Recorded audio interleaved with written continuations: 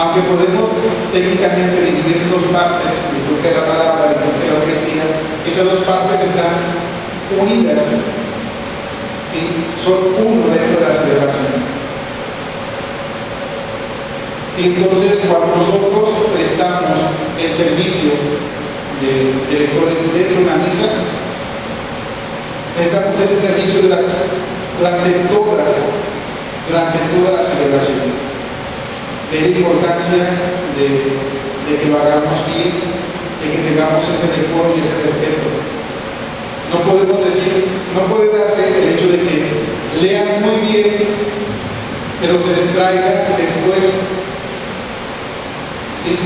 Ya pasó nada más la lectura que tenían que hacer y ya se empezaron a distraer, empezaron a contestar mensajes o se salieron a hablar por teléfono. No. La celebración es un todo. Y el oficio que ustedes prestan es desde que inicia, hay una preparación que se va preparando desde antes de la celebración hasta que termine. Y tenemos que ser muy conscientes de esto. Ahora bien, ¿qué significa esto de proclamar? No significa solamente leer en voz alta, sino presentar la palabra en el nombre del Señor. La voz apoyándose en lo que está escrito muestra que se trata de un testamento, enviándonos a la eternidad de Dios y entregándonos de manera auténtica su voluntad. Aunque la Sagrada Liturgia sea principalmente culto de la Divina Majestad, contiene también una gran instrucción para el pueblo fiel. Sabemos nosotros que dentro de lo que es la liturgia eucarística, bueno, la celebración eucarística, nosotros glorificamos a Dios, le ofrecemos aquello mismo que nos dio a su Hijo, en la ofrenda de las especies del pan y del vino. Pero no se trata solamente de este culto a la Divina Majestad de Dios, sino que en la liturgia Dios habla a su pueblo. Cristo sigue anunciando el Evangelio y el pueblo responde a Dios con el canto y la oración.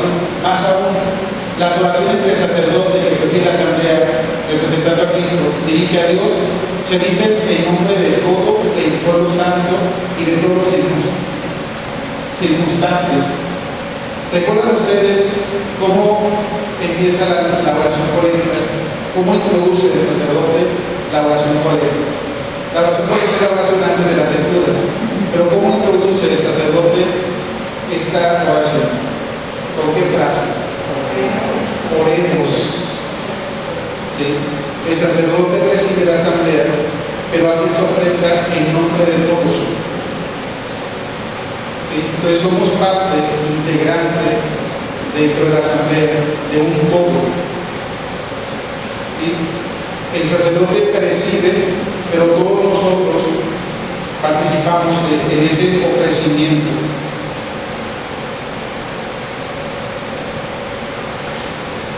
Ahora bien, los signos que nosotros vemos en la liturgia son signos que o fueron escogidos por Cristo o fueron escogidos por la Iglesia. Por ejemplo, ¿a quién se le ocurrió que la Eucaristía fuera pan y vino? A Jesús. Nosotros tenemos ahí porque el Señor escogió pan ácido, pan sin levadura, y escogió vino de uva. Y así tiene que ser, y así son las reglas, las normas. Tiene que ser pan ácido y tiene que ser vino de uva con un proceso natural, porque así lo escogió el Señor. Así. Por tanto, no solo cuando se lee lo que se ha escrito para nuestra enseñanza, sino también cuando la Iglesia ora, canta o actúa, la fe de los participantes se alimenta y sus almas se elevan a Dios a fin de tributarle un culto racional y recibir su gracia con mayor abundancia.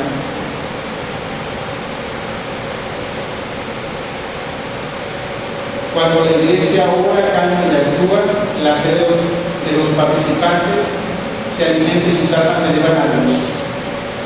Pero fijémonos en esta frase: la fe de los que participan, de los participantes. ¿Qué significa esto? Que no podemos estar en la asamblea litúrgica simplemente como espectadores. Tenemos que participar de los signos. Nos ponemos de pie, nos sentamos, nos ponemos de rodillas, respondemos con palabras, hacemos gestos, hacemos el saludo, participamos de los signos. Y a través de todos estos signos y a través de nuestra participación, le rendimos ese culto a Dios, nuestras almas se elevan a Él. Y nosotros recibimos las gracias abundantes que el Señor derrama en la celebración.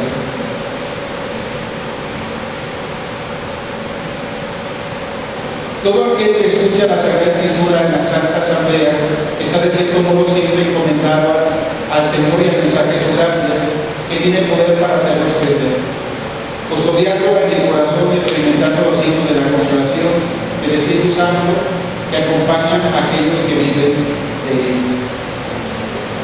Fíjense, que también nosotros podamos llegar a esto, vivir de la palabra.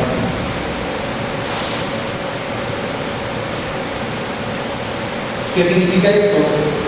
Que no vamos a comer, que no vamos a dormir, que no nos vamos a vestir. No. ¿Qué significa esto de que aquellos que viven de aquellos que encuentran en la palabra de Dios ese manantial inagotable? Aquellos que pueden saciarse a través de la palabra de Dios, que pueden encontrar en ella el consuelo, la fortaleza y la paz que necesitan. Aquellos que en medio de una crisis, de una tempestad espiritual, emocional, encuentran en la palabra de Dios la roca firme que sostiene su vida. Recordemos aquel pasaje de la casa construida sobre roca. Necesitamos edificar nuestra vida sobre la roca de la palabra de Dios. Necesitamos aprender a vivir de ella. Porque a veces entramos en crisis y corremos a buscar el libro que es el bestseller de este año. Cuando andamos allí en la búsqueda de las novedades literarias, cuando el libro por excelencia desde hace muchísimo tiempo ya se nos ha entregado. La Biblia tendría que ser para nosotros nuestro libro de cabecera. Estar constantemente en contacto con ello, aprender a vivir de ello. Que no podamos estar sin leer la palabra de Dios, que no podamos salir sin llevarla por nosotros. Por decirlo de una manera, depender de Dios, depender de lo que el Señor me dice. ¿Sí? Que sea su voz, que sea su palabra la que guíe mi vida, que realmente para mí su palabra sea la lámpara que guíe mis pasos. Y ustedes, por el ministerio que realizan, tienen esta facilidad, porque ustedes están constantemente en contacto con la palabra. Su ministerio los vincula a la palabra. Ustedes ya están encaminados. Lo importante es seguir avanzando, seguir aprendiendo, seguir estudiando, seguir orando, seguir practicando, para que la palabra de Dios se vaya haciendo vida en nosotros.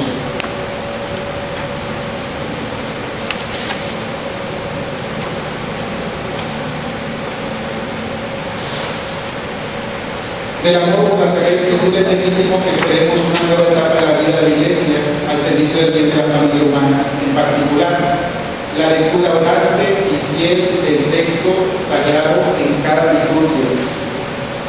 Hace más profunda la relación que tenemos con la persona de Cristo, edifica la Iglesia y habilita la vida laboral de la comunidad para que sea el lugar en donde se explique todo lo que se vive en la experiencia litúrgica. Y de todo ha sido la palabra de Dios en nosotros. Hace más profunda nuestra relación con Cristo. La palabra de Dios edifica la Iglesia. Si la Iglesia es el cuerpo místico de Cristo, ese cuerpo se nutre a través de la palabra que se proclama en la asamblea litúrgica.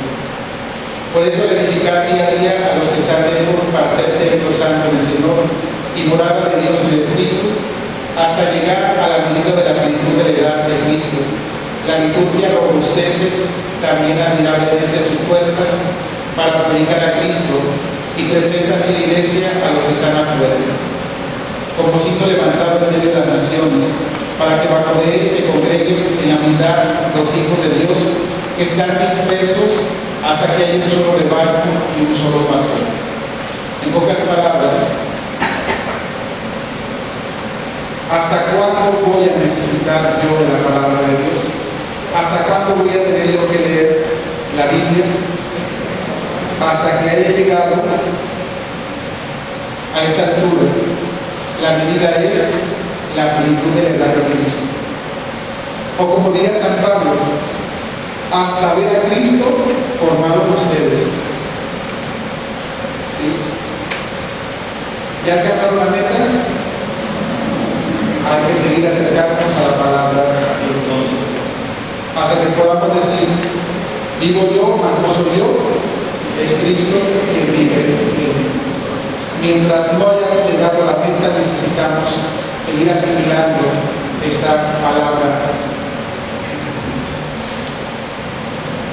Bien, vamos a ir cerrando esa parte, la vamos a dejar pendiente mañana. En los primeros 10 minutos vamos a ver las dos mesas, la mesa de la palabra y la mesa de la Eucaristía. No sé si ustedes tengan ahorita alguna pregunta, alguna duda respecto a lo que hemos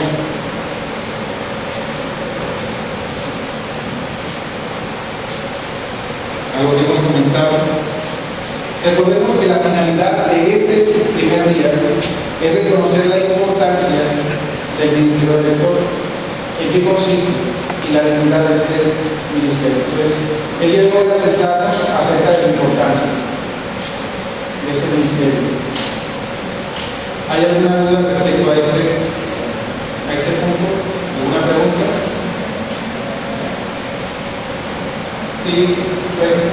Padre, usted comentaste sobre el evangeliario cuando se dio en procesión. ¿Solamente es en la misa del obispo o hay otras celebraciones se puede llevar en procesiones de evangeliario? Hay otras celebraciones que también se pueden llevar en procesión del evangeliario. Normalmente aquí se utiliza, ¿no? Algunas parroquias al mismo tiempo. Entonces, por eso no es tan común que se utilice, y aquí en las celebraciones del obispo lo vemos, pero también en algunas parroquias se va a ver este evangeliario, y en celebraciones solemnes se puede llevar en procesiones propias nada más de las celebraciones del obispo.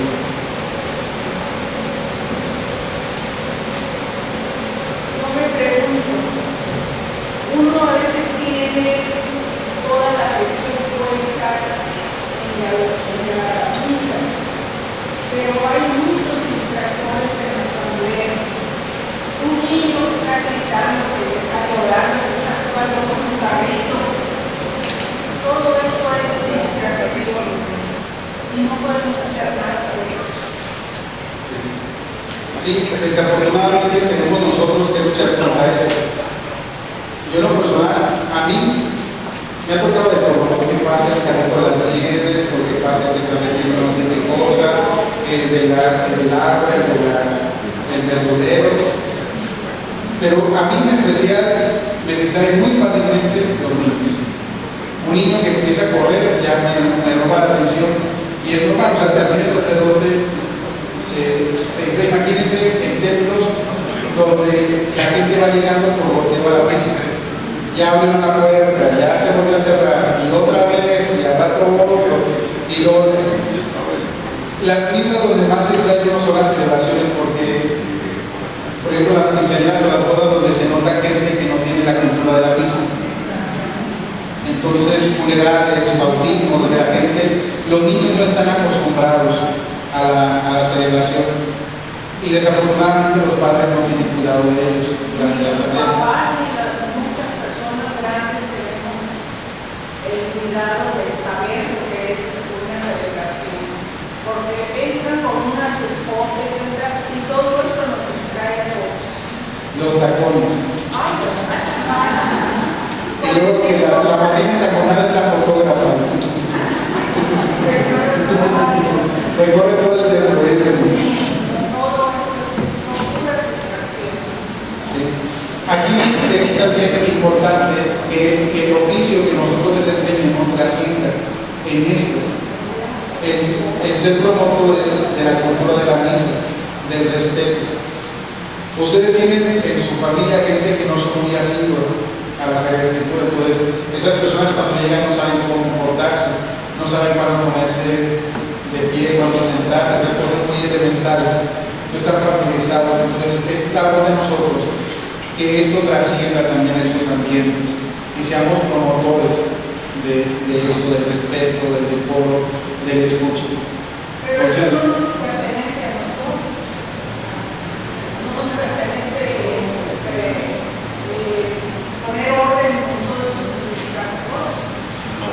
sí, porque desafortunadamente a veces cuando te toca a ti desempeñar, estás arriba. Eso de bajarte y callar a veces se convierte también en un distractor. Ahí lo que hay que hacer es, a veces los sacerdotes lo hacen y a veces la gente los critica mucho. Cuando invitan a los papás y dicen que controlen al niño o hagan el favor de sacarlo y evitar que se cargue y deténganlo allá afuera, la gente se molesta. Pero precisamente por la grandeza y la dignidad de la celebración es preciso tener este respeto. A veces para los ministros en función es muy difícil hacerlo. Ya cuando estás arriba, como lector, como ministro de la comunión, el celebrante, es difícil. Pero a veces no estamos realizando nuestro oficio y estamos ahí cerquitas, a lo mejor tenemos un lado. ¿Cuál es el silencio? A mí me tocó una misa de graduación de una escuela que no le voy y fue una experiencia que nunca me había tocado. Yo entré por aquí en catedral sacándole la vuelta a los que se estaban tomando fotos y platicando en el pasillo central de la catedral. Llegué arriba porque no había coro, no había canto de entrada. Tuve que agarrar el micrófono y decirle: ¡hey, muchachos! No se han dado cuenta, pero ya empezó la misa. Háganme el favor de sentarse en sus lugares, apaguen el teléfono, ya no se van a tomarse fotografías, vamos a participar de su misa de graduación. Pero usted tuvo que darle la indicación porque se subió al micrófono la directora, le dio la indicación y no le hicieron caso, no le escucharon. A veces uno tiene que estar ahí, pero también esto distrae al celebrante o también distrae a los ministros. Pero sí es algo que se tiene que promover, el respeto a la celebración, el decoro por el que tenemos.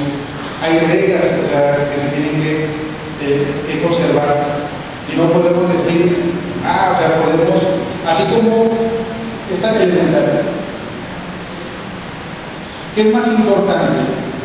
¿La fiesta de la boda o la misa de la boda?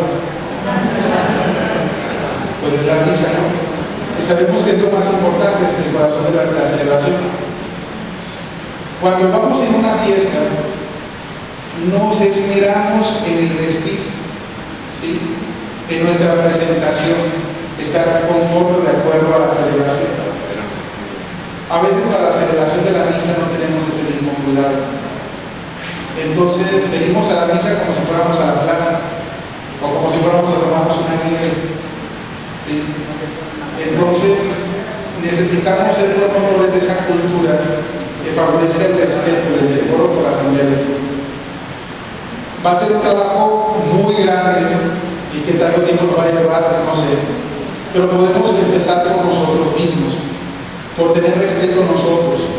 Cuando tú vengas a misa, apaga tu teléfono, apágalo por doble, en silencio, que no te suene a ti, no te levantes tú saliéndote por el pasillo contestando una llamada, no platiques en misa, ¿sí? Y te pongas a saludar, no vayas en la fila para comulgar saludando a medio mundo así como si fueras candidato, no comulgues y le des la mano al que está detrás de ti. Son cosas muy básicas que podemos hacer. Nosotros podemos ser promotores de esta cultura, pero tenemos que hacerlo. O sea, nosotros, ¿sí? Tener respeto en la celebración, venir bien vestidos a la celebración, respetar los momentos, respetar los silencios, participar. Porque a veces el sacerdote dice, el Señor esté con ustedes. Levantemos el corazón. Así se oye, no se escuchan. Entonces participen, pronuncien bien las respuestas, hagan ustedes, aunque en ocasiones tengan que levantar un poco la voz, porque hay gente que no sabe qué responder, y si no escucha a los demás nunca va a aprender a hacerlo. Es importante que lo hagamos nosotros, respondamos, participemos, digamos las oraciones. El Padre Nuestro, a veces lo queremos rezar en la misa como lo rezamos en el rosario. Padre Nuestro que estás en el cielo, santificado sea tu nombre. No, hagámoslo pausado, pero nosotros, que sí tenemos ese conocimiento de la importancia de la celebración, vayamos llevando la pauta en el ritmo de las oraciones. Nosotros, eso sí lo podemos hacer. Ya lo demás nos va a costar más trabajo, a lo mejor tener a alguien especial, un ministerio de guardería o algo alguien que se encargue de estar acomodando cada para que no se pero mientras no lleguemos a eso, tenemos que empezar nosotros. Porque a veces es triste que los que estamos involucrados somos los que faltamos a estas reglas. ¿Sí? Entonces, hay que empezar lo que nos toca, nuestra parte, poner nuestro granito de arena para poder darle realce a nuestras asambleas. Bien, vamos a terminar, son exactamente las 9, no nos vamos a pasar. Los invito a que se pongan de pie. Y vamos a hacer puntos de esta oración para finalizar nuestro primer día. Es una oración para antes de leer la Sagrada Escritura.